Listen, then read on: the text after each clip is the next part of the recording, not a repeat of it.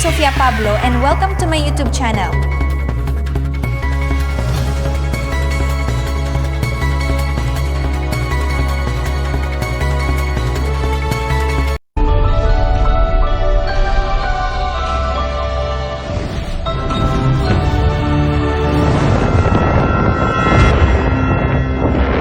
Bagyong Christine, lumakas pa at isa na ngayong severe tropical storm.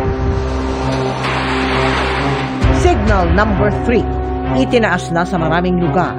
Inaasahang magla-landfall sa Isabela mamayang gabi o bukas ng madaling araw. Rumaragas ang baha. Nanalasa at nagdulot ng malaondoy na pinsala sa Bicol Region. Almost 2.5 months na equivalent na ulan ang ibinagsak sa loob lamang ng 24 hours. Pagsigip sa mga residente, pahirapan.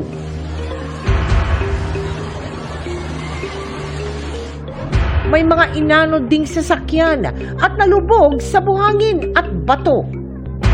Lalawigan ng Isabela, kung saan inaasahang magla-landfall ang bagyong Christine, naghahanda na para maibsan ang epekto ng baha sa mabababang lugar. Unti-unting pagpapakawala ng tubig sa mga dam kahit hindi pa mataas ang level, iniutos ng Pangulo.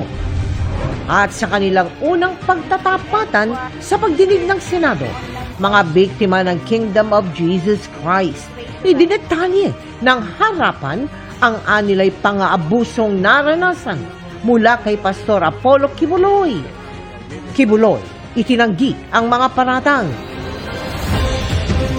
Live mula sa GMA Network Center, 20 taon nang nakatutok. 24 oras.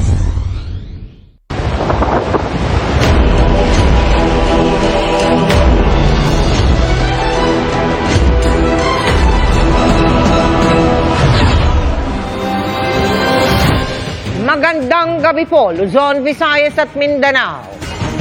Lumakas pang lalo ang bagyong Christine na inaasahang magla-landfall sa Isabela anumang oras mula ngayon. Dahil dyan, may mga lugar nang isinilalim sa signal number 3. Ang Bicol Region na isa sa unang nakaranas ng hagupit ng bagyo na lubog sa katakot-takot na lagpas taong tubig.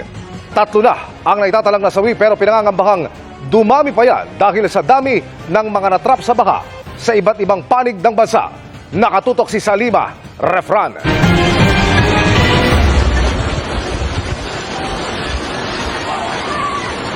Daing ng